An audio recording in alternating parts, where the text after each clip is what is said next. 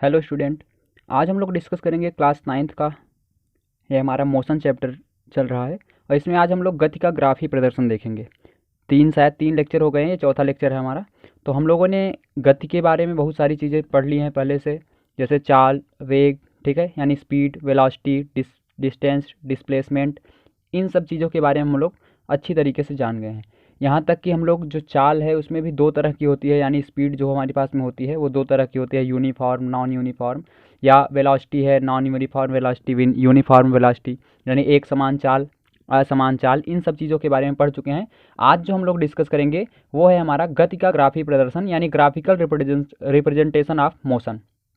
ठीक, तो मोशन का जो ग्राफिकल रिप्रेजेंटेशन है, यानी इसको हम लोग ग्राफ के रूप में देखेंगे।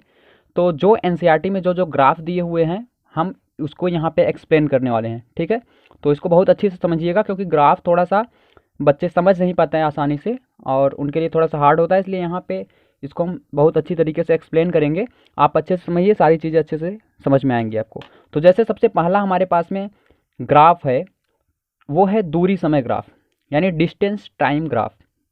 तो जो हमारे पास में डिस्टेंस टाइम ग्राफ होता है, आप यहाँ पे ये समझिए कि दूरी और समय ग्राफ अगर कहीं पे भी दिया रहेगा तो वो हमेशा एक ही चीज़ को हमको बताएगा, और वो होती है हमारे पास में चाल। तो कहीं भी अगर आप डिस्टेंस और टाइम यानी दूरी और समय ग्राफ देख रहे हैं तो वो एक ही चीज़ बताएगा, इसको आप हमेशा याद रखिएगा, वो हमेशा चाल बताएगा। ठीक, अब देखिए डिस्टेंस टाइम ग्राफ में होता क्या है कि एक यानी वाई एक्सिस पे हम लोग दूरी को रखते हैं और एक्स एक्सिस पे हम लोग समय को रखेंगे। ठीक है, दो ही चीज़ें होंगी यहाँ पे, एक दूरी एक समय, यानी दूरी हमारे पास में वाई एक्स पे होगा और समय हमारे पास में एक्स एच पे होगा। अब देखिए इसमें होगा क्या, ये हमने एक ग्राफ बना रखा है पहले से ही। आप इस ग्राफ को देख के सबसे पहले एनालिसिस करेंगे कि ये ग्राफ कैसा दिख रहा है हमको। तो देखो ग्राफ को देखने का तरीका क्या है कि जो ग्राफ है उस ग्राफ पे हम लोग कहीं जगह जगह पे पॉइंट मान लेंगे अपने मन से, आप कहीं भी मान सकते हैं इसको। ठीक है, और ये हमारे पास में जो समय ग्राफ है इस पर हमने दिखाया है 2, 4, 6, 8, ये सेकंड है, यानी ये यहाँ से यहाँ तक 2 सेकंड, यहाँ से ये 0 है, मान लीजिए ये 0 है। ठीक, तो 0 से यहाँ तक 2 सेकंड, 0 से यहाँ 4 सेकंड, 0 से यहाँ 6 सेकंड। ठीक है, इस तरीके से ये एक्स एच पे है। इसी तरीके से वाई एच पे जो हम लोगों ने रिप्रेजेंट किया है वो दूरी को रिप्रेजेंट किया है, यानी 0 से यहाँ 5 मीटर, 10 मीटर, ठीक है, या किलोमीटर में अगर हम लोग लिखें तो किलोमीटर हो जाएगा, तो 10 किलोमीटर, 15 किलोमीटर और 20 किलोमीटर। ठीक, तो ये चीज़ें आपको सबसे पहले ग्राफ की जाननी जरूरी है। तो एक्स एच पे हमेशा समय को दिखाएंगे और वाई एच पे हमेशा दूरी को दिखाएंगे, दूरी समय ग्राफ में, इसको याद रखना है। तो ये हमारे पास में पहला ग्राफ है, ये दूसरा, अभी इस पर ध्यान मत दीजिए आप, अभी इसको देखिए क्या होता है। तो देखिए जैसे कि अगर हम लोग इस पर पॉइंट मान लें, और पॉइंट हमेशा आप वहीं मानिए, मैं कहूँगा कि जहाँ पे आपको कोई न कुछ समय दिखाई दे। जैसे यहाँ पे देखें 2, ठीक है, 2 सेकंड था, तो यहाँ पे आप एक डॉट इस तरीके से लगा के एक पॉइंट मान सकते हैं यहाँ। तो यहाँ पे पॉइंट जैसे ही हमने लगाया, देखा कि हमने 2 सेकंड बाद वो जो हमारे पास में चाहे कार हो चाहे मोटरसाइकिल हो, वो 5 किलोमीटर की दूरी तय कर लिया। जैसे ही हम यहाँ से यहाँ आते हैं 2 सेकंड पे, तो वो कितनी दूरी तय किया, 5। तो ग्राफ को देखने का यही तरीका है, आप पॉइंट एक लीजिए, उस पॉइंट को इससे एक्स एच पे उस पर एक परपेंडिकुलर, ठीक है, खींचिए, और एक वाई एच पे इस पर परपेंडिकुलर खींचिए, कहीं पे भी पॉइंट मान के। तो ये आप देख सकते हैं 2 सेकंड में 5 किलोमीटर गया वो। फिर और आगे बढ़ते हैं, 4 सेकंड वाला देखते हैं, तो 4 सेकंड पे आप देखिए वो 4 सेकंड पे 10 किलोमीटर पहुंच गया। इस तरीके से यहाँ से एक परपेंडिकुलर लंब और यहाँ से एक लंब, इस पे एक एक्स एच पे एक वाई एच पे। फिर देखें अगर 6 सेकंड पे, तो 6 सेकंड पे ये हमारे पास में ये है 15 किलोमीटर। तो आप एक चीज़ यहाँ से देख रहे हैं कि जब 2 सेकंड था तो कितना हुआ, 5 किलोमीटर, 4 सेकंड हुआ 10 किलोमीटर, यहाँ से 4 सेकंड हुआ तो 10 किलोमीटर, 6 सेकंड हुआ, 6 सेकंड हुआ तो 15 किलोमीटर। इससे आपको कुछ अंदाज़ा लग रहा है? अंदाज़ लगने का मतलब इसके पहले हम लोग पढ़ चुके हैं कि 2 सेकंड में 5 किलोमीटर जा रहा है। फिर हम 2 सेकंड यानी यहाँ से यहाँ का डिस्टेंस कितना, टाइम इंटरवल कितना हुआ, 2 सेकंड। 2 सेकंड में ये डिस्टेंस कितना ट्रेवल किया, 5 किलोमीटर। फिर 2 सेकंड और आगे बढ़ा, फिर 5 किलोमीटर और आगे बढ़ गया, क्योंकि 10 5 15, 5 किलोमीटर। तो आप यहाँ से देख सकते हैं जितनी बार 2 सेकंड आगे जा रहा है, 2 सेकंड समय बीत रहा है, वो कार 5 किलोमीटर आगे बढ़ जा रही है। तो इस तरीके से अगर हम समान समय में समान दूरी को तय करता है कोई भी कार या कोई भी व्यक्ति या कोई भी ऑब्जेक्ट, तो उसको हम लोग क्या बोलते हैं, वो उसी को बोलते हैं हम लोग यूनिफॉर्म मोशन, यानी एक समान चाल। यानी ये जो ग्राफ दिया गया है ये कैसा ग्राफ है, ये ग्राफ हमारे पास में है एक समान चाल का, एक समान चाल का ग्राफ है ये। तो ये यहाँ से हमको पहचान में आया कि ये एक समान चाल का ग्राफ है। अब देखिए एक समान चाल का ग्राफ है, अब इस पे हम लोग कहीं पे 2 पॉइंट मान लेते हैं, हमने यहाँ पे पहले से ही मान रखा है। मान लो ये पॉइंट हमारे पास में ए है और ये पॉइंट हमारे पास में बी है, ठीक है।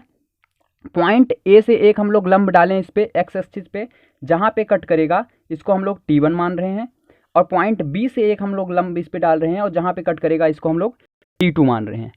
और इसी तरीके से पॉइंट ए से हम एक यहाँ पे एक लंब डाले वाई एक्सिस पे, जहाँ कट करेगा उसको S1, यानी ये दूरी है ना तो दूरी को S से दिखाते हैं तो S1, और पॉइंट बी से जब इस पर हम लोग लंब डालेंगे वो जहाँ पे कट कर रहा है इसको S2 हम लोग डिनोट कर रहे हैं। S2 क्यों, ये दूरी है, यानी यहाँ से लेके यहाँ तक की दूरी S2 और यहाँ से लेके यहाँ तक की दूरी S1। इसी तरीके से यहाँ से लेके यहाँ तक टाइम T1 और यहाँ से लेके यहाँ तक टाइम T2।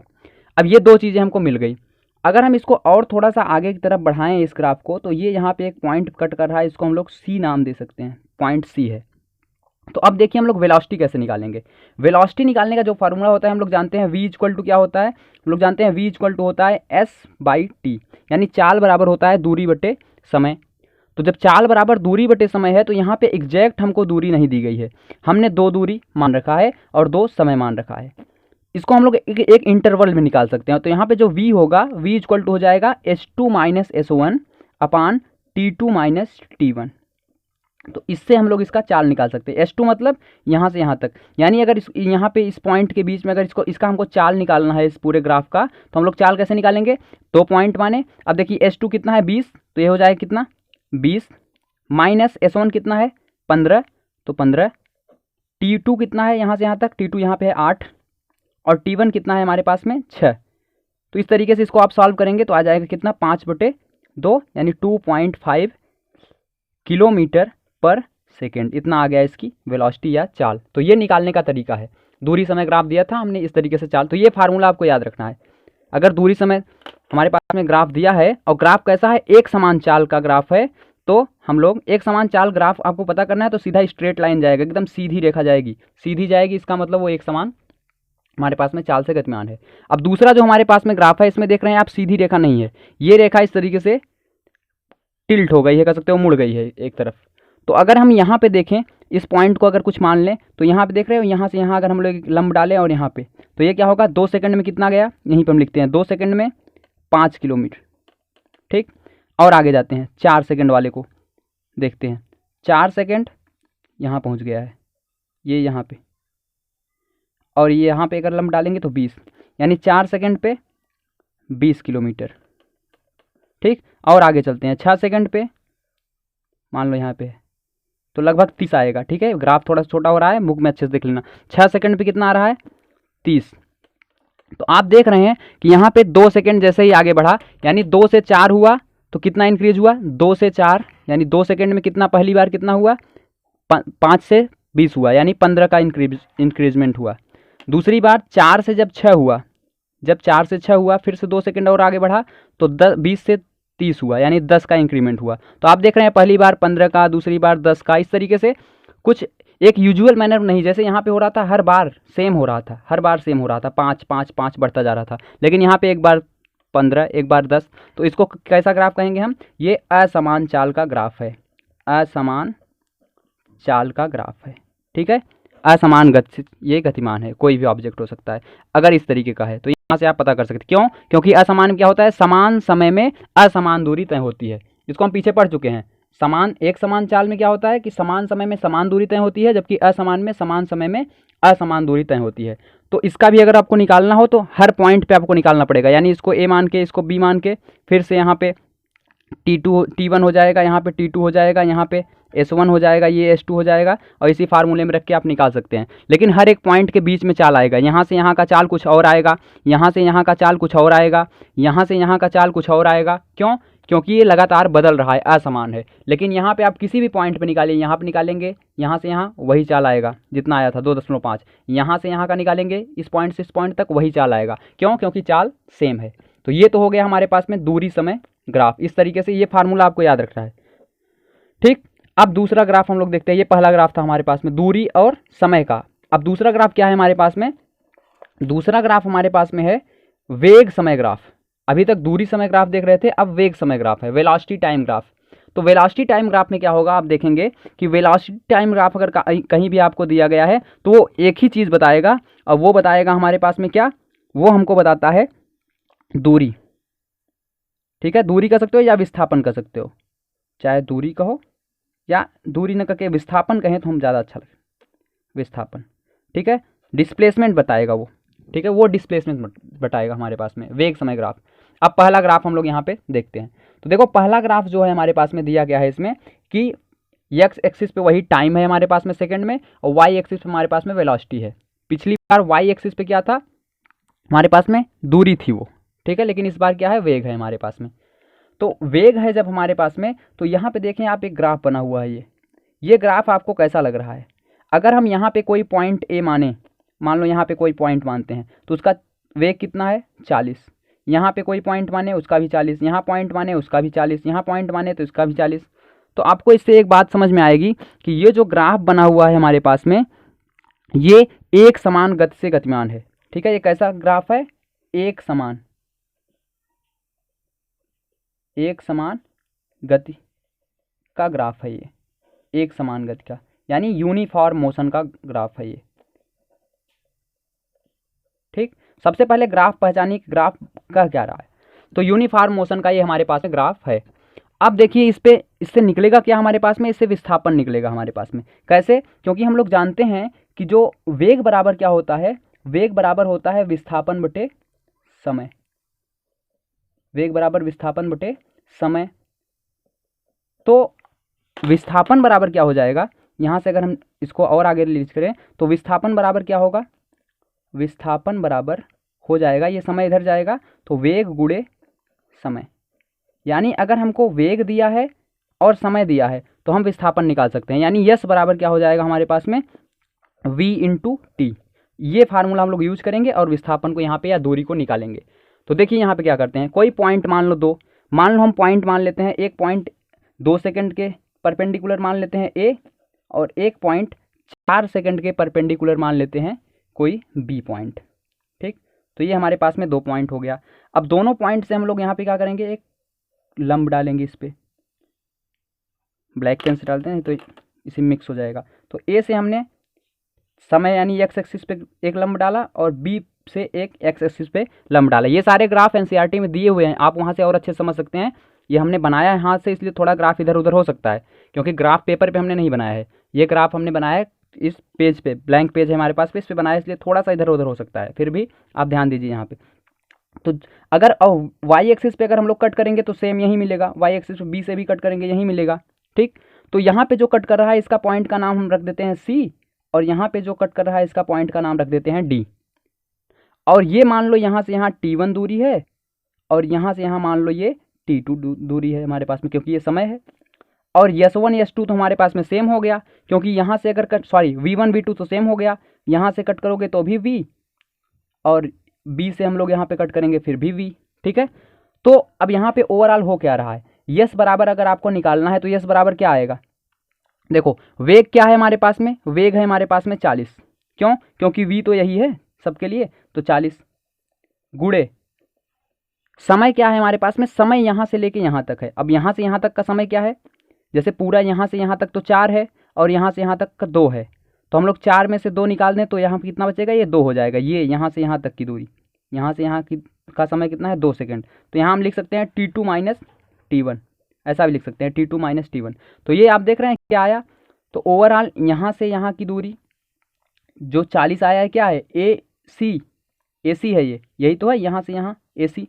तो ये यस बराबर क्या आया, ए सी गुणे ये T2 माइनस T1 क्या है, सी डी।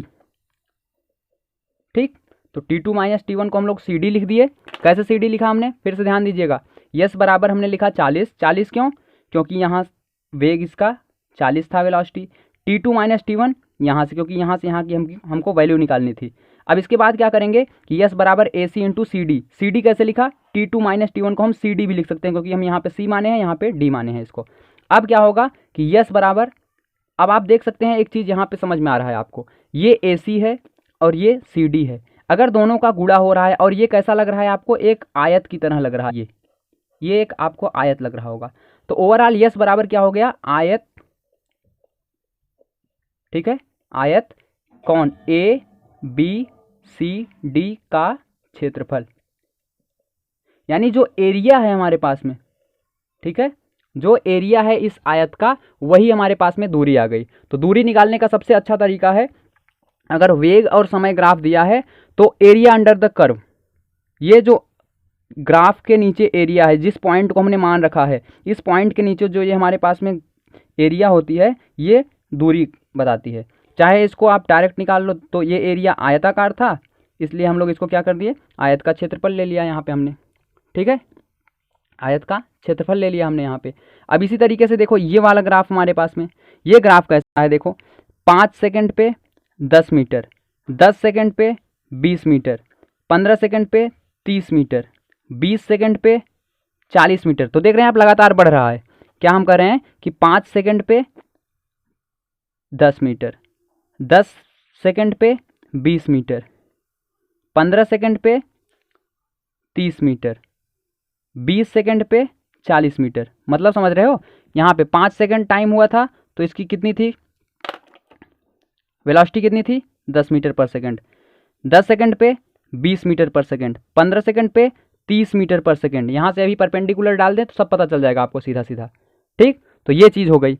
अब इस पर भी हमको क्या करना पड़ेगा, यहाँ पे देखें तो 5 सेकंड का अंतर है यहाँ से यहाँ तक, और वेलोसिटी कितनी बढ़ रही है, 10 मीटर पर सेकंड। फिर 5 सेकंड का अंतर हुआ, वेलोसिटी कितनी बढ़ी, 10। फिर 5 सेकंड का अंतर हुआ, वेलोसिटी कितनी बढ़ी, 10। तो देख रहे हैं एक हमारे पास में क्रम में बढ़ रहा है यहाँ पे लगातार। तो इसी को हम लोग बोलते हैं एक समान त्वरित गति। इसको क्या बोलते हैं, इस ग्राफ को क्या बोलेंगे, एक समान त्वरित गति का ग्राफ, एक समान त्वरित गति का ग्राफ, ठीक है। तो एक समान त्वरित यानी यूनिफॉर्म एक्सिलरेटेड मोशन, ठीक है। यहाँ पे क्या हो रहा है, यूनिफॉर्म एक्सिलरेटेड मोशन हम बोल दे रहे हैं, आप ध्यान दीजिए, यूनिफॉर्म एक्सिलरेटेड मोशन का ये ग्राफ है हमारे पास में। अब इसमें हम कोई पॉइंट मान लें, मान लो पॉइंट हम मानते हैं, एक पॉइंट हम यहाँ पे मान लेते हैं ए, ठीक, और एक पॉइंट हम यहाँ पे मान लेते हैं बी। ये पॉइंट ए है और ये पॉइंट हमने बी मान लिया। तो अभी हमने बताया था अगर 2 पॉइंट मान लिए और हमको सीधा सीधा आपको पता चल जाएगा एरिया अंडर द कर्व, ये क्या है, यही हमारे पास में क्या निकालेगा, हमारे पास में दूरी या विस्थापन, यही निकालेगा हमारे पास में, ये हमारे पास में विस्थापन है। अब इसको निकालने का क्या तरीका है, इसको मान लो कि ये हमारे पास में सी है, ये डी है, ठीक है, इस तरीके से, या इसको और आगे बढ़ा के इसको ई भी मान सकते हैं हम लोग, ये तो ये इस तरीके का ग्राफ बना हमारे पास में। अब इसको या तो पूरा का पूरा निकाल लो, यस बराबर क्या आएगा, अभी बताया था हमने क्या कि यस बराबर होता है क्षेत्रफल, जो एरिया आएगा इसके नीचे का सारा क्षेत्रफल हो जाएगा इसका। अब क्षेत्रफल क्या है हमारे पास में इसका, ये चाहे तो पूरा तुम इसका क्षेत्रफल मान लो, यानी क्षेत्रफल किसका A B E D C का, A B E D C का, ठीक, इसका क्षेत्रफल। या आप इसको 2 भागों में बांट सकते हो, एक ये है हमारे पास में, ये आयत है और ये त्रिभुज है, ये आयत ये त्रिभुज। यानी यस बराबर हमको निकालना हो तो हम लिख सकते हैं आयत किसका, ए ई डी सी, कैसा, ए ई डी सी का क्षेत्रफल प्लस त्रिभुज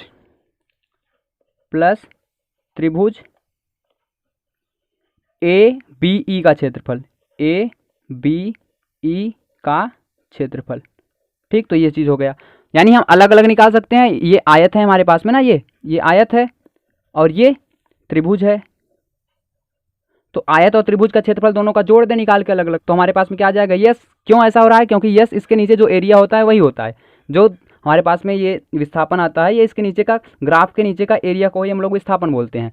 अब यहाँ पे यस बराबर क्या हो जाएगा, आयत का क्षेत्रफल कैसे निकालते हैं, लंबाई गुणे चौड़ाई, लेंथ इंटू ब्रीथ, तो लेंथ ए ई इंटू ब्रीथ ए सी, प्लस त्रिभुज का क्षेत्रफल क्या होता है 1/2 बेस अपान परपेंडिकुलर तो बेस क्या है ए ई यानी आधार गुणे लंब, और ये बी ई, ये हमारे पास में आ जाएगा क्या इसका फार्मूला, कह सकते हो फार्मूला। इस तरीके से हम निकाल सकते हैं ऐसे, या आप पूरा का पूरा जो समलंब है ये समलंब की तरह दिख रहा है ना, ये समलंब पूरा का पूरा इसका क्षेत्रफल निकालो, जो ट्रेपीजियम दिख रहा है इसका भी क्षेत्रफल आप निकाल सकते हैं। तो इस तरीके से हम लोग निकालेंगे। यहाँ पे T1 T2 भी लिख सकते हो आप, कोई मतलब नहीं, उसका यूज नहीं होने वाला है यहाँ। तो ये ग्राफ है हमारे पास में वेग समय ग्राफ। ठीक, अब और भी तरह के वेग समय ग्राफ है, दो हमने आपको यहाँ पे हमने दिखाया है, दो ग्राफ, और एक सी और एक डी। यहाँ पे देख रहे हो आप, इसमें ज़्यादा समझाएंगे नहीं हम, थोड़ा सा देख लीजिए आप केवल। इस ग्राफ में देखो लगातार ये डिक्रीज हो रहा है, इसका वेलोसिटी लगातार डिक्रीज हो रही है। पहले वेलोसिटी ये थी, यानी 1 सेकंड पे वेलोसिटी इतनी ज़्यादा थी, ये वेलोसिटी है। दूसरे सेकंड में वेलोसिटी क्या हो गई, कम हो गई। पहले सेकंड में वेलोसिटी कहाँ तक थी, यहाँ से लेके यहाँ तक थी, ये यहाँ से यहाँ तक। लेकिन दूसरे सेकंड में वेलोसिटी क्या हो गई, यहाँ से केवल ये यहाँ से यहाँ तक हो गई। तीसरे सेकंड में वेलोसिटी क्या हो गई, ये देख रहे हैं यहाँ से यहाँ हो गई, यहाँ इतना हो गई वेलोसिटी, ये वेलोसिटी है क्योंकि इधर और इधर समय है। चौथे सेकंड में वेलोसिटी ये हो गई और कम हो गई। पाँचवें सेकंड में क्या हो गई, और कम, यहाँ पहुँच गई। तो आप देख सकते हैं वेलोसिटी लगातार इसकी डिक्रीज कर रही है। यहाँ भी आपको अगर यस निकालना है तो यस बराबर क्या हो जाएगा, ये सब ग्राफ, ये सब ग्राफ, इसका जो क्षेत्रफल हो जाए, मान लो ये ए है, ये बी है, ये सी है, तो इसका हो जाएगा त्रिभुज ए बी सी का क्षेत्रफल। ठीक, तो इसका क्षेत्रफल से हम लोग निकाल सकते हैं। और यहाँ पे आप एक चीज़ और ध्यान देना, ये एक समान त्वरित गति नहीं है। जैसे ये हमारे पास में एक समान त्वरित गति था, ये हमारे पास में असमान त्वरित गति है। क्यों, क्योंकि इसको अगर आप सही से ग्राफ पे रिप्रेजेंट करोगे तो ये देखोगे कहीं पे कभी 10 मीटर नीचे आएगा तो कभी 15 मीटर कम हो रहा है, कभी यानी 15 मीटर पर सेकंड कम हो रहा है, कभी 20 मीटर पर सेकंड कम हो रहा है। एक समान तरीके से नहीं हो रहा है, जैसे यहाँ पे हो रहा था, सीधी रेखा नहीं है। ये देख रहे हो, ये जो डॉट दिखाई दे रहा है ना, ये इसको यहाँ से यहाँ ऐसे मैच करेगा, ये इसको यहाँ से यहाँ मैच करेगा, ये इसको यहाँ से यहाँ मैच करेगा। जो एनसीईआरटी में दिया है उसमें थोड़ा ध्यान से देखिएगा, इस तरीके से यहाँ से यहाँ मैच करेगा। तो ये जो रेखा है इस पे देखने के लिए तो एनसीईआरटी में सीधी बनाई गई है, लेकिन ये सीधी नहीं, इसको डॉट को ध्यान दीजिएगा, वहाँ पे डॉट को। तो डॉट क्या हो रहा है, एक बार यहाँ से यहाँ मैच करेगा, डॉट को डॉट से मैच कराना, फिर यहाँ से यहाँ मैच होगा, फिर यहाँ से थोड़ा सा ये क्या होगा, कम ज़्यादा ऐसे होगा, इर्रेगुलर हो जाएगा ये। तो ये हमारे पास में असमान त्वरित गति है। कैसी गति, असमान त्वरित गति, यानी इसको क्या बोलेंगे हम लोग, नॉन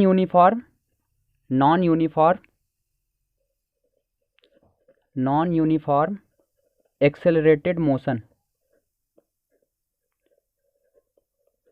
ठीक है, नॉन यूनिफॉर्म एक्सेलरेटेड मोशन का ये ग्राफ है। कौन कौन सा, सी और डी हमारे पास में नॉन यूनिफॉर्म एक्सेलरेटेड मोशन का ग्राफ है। ठीक, लेकिन इसका भी हम लोग विस्थापन कैसे निकालेंगे, डिस्प्लेसमेंट, इसी तरीके से। एक बार इसको देख लो, डी में क्या हो रहा है, देख रहे हो, यहाँ से यहाँ बहुत ज़्यादा बढ़ा, फिर कम हो गया, फिर बढ़ा, फिर कम हुआ। ये भी नॉन यूनिफॉर्म है। यूनिफॉर्म होता तो स्ट्रेट लाइन बनती, नॉन यूनिफॉर्म में कम ज़्यादा ऐसे होता रहेगा। इसका ऐसे ये एरिया अंडर द कर्व, ये इसका क्या है, विस्थापन। अब इसको कैसे निकाल सकते हैं, यहाँ से यहाँ एक लाइन मार दो, ये एक लाइन बना दो, यहाँ से एक लाइन बना दो, यहाँ से एक लाइन बना दो, जितने भी हमारे पास में ये ट्रायंगल बन गया, ट्रायंगल का एरिया प्लस ये ट्रेपेजियम है, ट्रेपेजियम का एरिया, इसको ऐसे कर सकते हो। या ये ट्रेपेजियम है इसका, ये हमारे पास में ट्रेपेजियम इसका, या इसको ऐसे ऐसे करके एक त्रिभुज एक आयत, एक त्रिभुज एक आयत, एक त्रिभुज एक आयत, इस तरीके से सबको ऐड कर दोगे तो यस यहाँ पे निकल जाएगा हमारे पास में। तो ये जो वेग समय ग्राफ होता है वो हमारे पास में विस्थापन निकालने के लिए होता है, बस इतना ध्यान रखना। ये वाला ग्राफ और ये वाला ग्राफ आपको आना चाहिए, अच्छे तरीके से आना चाहिए। ठीक है, नेक्स्ट लेक्चर में हम लोग मिलते हैं, जो हमारे पास में मोशन होगा, मोशन का जो इक्वेशंस है मोशन के, उसके बारे में बताएंगे। तब तक के लिए ग्राफ को एक बार और देखिए, अच्छे से देखिए। Thank you.